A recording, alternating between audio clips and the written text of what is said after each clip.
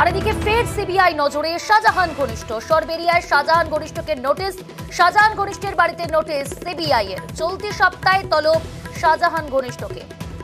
কথা বলবো, আমাদের সঙ্গে রয়েছে প্রতিনিধি অর্পিতা। অর্পিতা, সিবিআই সূত্রে কি খবর? দেখো, সিবিআই সূত্র থেকে আমরা যেটা জানতে পারছি যে ইডির উপর গত 5ই জানুয়ারি যে হামলার ঘটনা ঘটে, সেই হামলার ঘটনাতে এবারে শাহজাহান ঘনিষ্ঠ এক ব্যক্তিকে তলব করলো সিবিআই আধিকারিকরা। আজকে সরবেরিয়ার কাছে একটি গ্রামে তারা যায় এবং সেখানে গিয়ে সিবিআই আধিকারিকরা স্থানীয় একজনকে তারা নিয়ে যায়। সেখানে বাড়ি চিহ্নিত করে তারপরে তাকে নোটিশ দেওয়া হয়, যদিও তিনি বাড়িতে ছিলেন না। সেই ব্যক্তির নাম জানা গিয়েছে এখনো পর্যন্ত?